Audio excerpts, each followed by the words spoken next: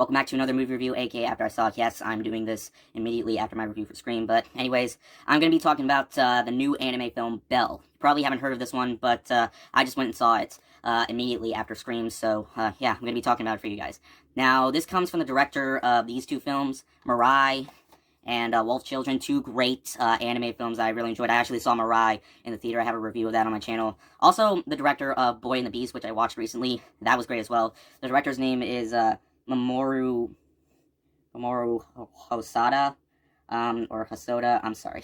When it comes to Japanese names, there are Japanese people that I don't know. It's really hard for me to pronounce their names, but I'm just gonna say Mamoru Hosoda, whatever. Anyways, in this film, we follow a young girl named Susu, who is not very popular in school. Her mother has died while trying to save another young girl. During these times, there's this very popular website about people, like, with their avatars and how they're good at singing and stuff, so she decides to join in and create her own character called Belle, which Susu is another word for, like, Belle, I think, but anyways, she ends up becoming very popular, and there's this one avatar that comes in that's called the Beast, who is kind of like, yeah, Belle the Beast. It's basically like an anime version of Beauty and the Beast, except it's not. I mean, there are times where it will remind you of Beauty and the Beast a little bit, kind of like Hayao Miyazaki's Ponyo basically had a lot of familiarities to The Little Mermaid. So yeah, it's kind of like that, only it's during the internet and school times and stuff like that. Well, it's not really anything about school, but it mainly focuses on the one girl, Susu, and how, you know, when she finds this guy called the Beast, she has to find out who the Beast is, because something bad's going on. Like he's getting these bruises in his back and stuff. I didn't really know entirely what the film was about, so I just went and saw it because I love anime, especially on the big screen, and oh my god, this movie was a roller coaster ride of beauty. I am just like, let me just say, if you love music and anime, and if you love stories like Beauty and the Beast, then you just gotta see this movie, because I needed this film. I really, really needed to see this film. This is a massive work of art, and it's probably my favorite film the director has made, okay? The animation just leaps off the screen. 2D and 3D animation mixed into one. I feel like the director has perfected 3D animation in anime, because he did that with Mirai, and it's at its very best here, because just everything leaps off the screen, and this movie isn't just great in terms of its animation. Its story, I was actually really digging as well. Despite its 2-hour runtime, it felt way shorter than that. I was really enjoying what was going on screen. I thought the character of Susu I was really engaged by. I felt bad for her, only living with her father. It also tackles with some serious issues as well, especially towards the last act, which I wasn't expecting. But really the best thing that I can say about this movie is that it has something to offer in terms of a great story and dazzling animation. And like I said before, it does have some similarities to Beauty and the Beast. I feel like the director loves the story of Beauty and the Beast because he made a movie called The Boy and the Beast, and this movie's called Belle, which Belle's the main character in Beauty and the Beast, so this one scene, not gonna spoil, but it definitely will remind you of Beauty and the Beast. But it's not just, you know, copying Beauty and the Beast. It's not really copying Beauty and the Beast, because, like I said before, it's going for something a lot different than that. The way the movie plays out, and the way the movie's just, like, the movie has a lot of music, too. The soundtrack was just so good. It was one of the most beautiful soundtracks I've ever heard in an anime film that's not Studio Ghibli. I mean, it was just phenomenal. And the direction and the editing, I watched the dubbed version, and it still sounded great. While the movie is kind of a slow burner, like, it's not, I mean, there is some action in it. The movie kind of, like, focuses more on the one girl, Susu. I mean, it focuses on Susu and Belle a lot.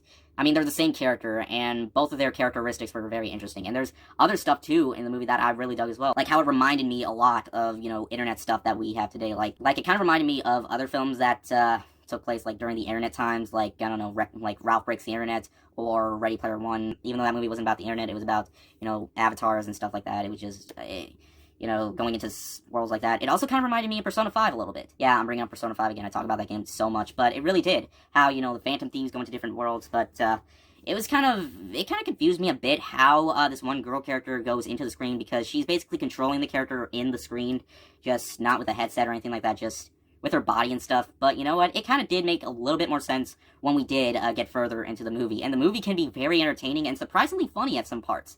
But the movie has a lot of emotion, too. Like, this movie nearly made me cry. I mean, the music could even make you cry as well, just because of how gorgeous it is. But there are some tearjerker moments here and there, especially towards the final act, which the final act I thought was perfect, okay? I thought it had a perfect finale, and the last 30 minutes I thought were the absolute best part, and the way that the whole movie goes in, you know, trying to focus on this one main character and other stuff too. I thought, you know, the stuff that was going on screen in the real world and in the virtual world as well. It's called like the AS or something like that, the U.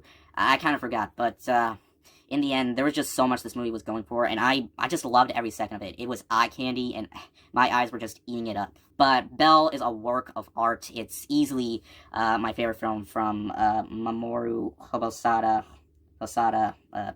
It's my favorite film from him. It's a very nice looking movie. It's a gorgeous one. I love the story. I love the music, the characters. It was all phenomenal. It's all done super well in its fantastic direction, its editing. It's something that I just needed to see. And it had so much heart to it, it nearly made me tear up. It focuses on serious issues that is very common to see now. Also, when it got to the last act, I was like, whoa. For a PG movie, some PG animated movies can be pretty dark. Or PG anime movies can be pretty dark. And when it did start to get a little bit dark, I was all like, wow, the Japanese got away with a lot more than the Americans do.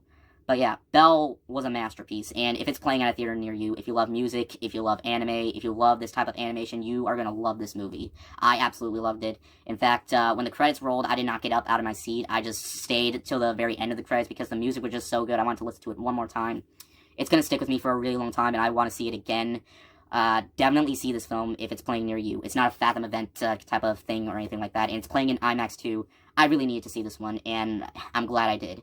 It's gonna fall under people's radar, but it needs to be seen in order to be believed. I'm just gushing about this movie too much, so I'm just gonna give you guys what you're probably expecting.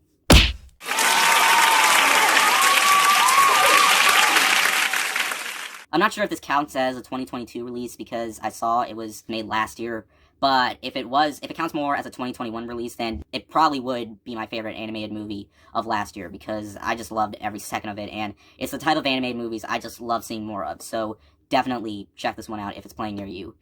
Thank you guys so much for watching, and I'll see you guys later. Word out.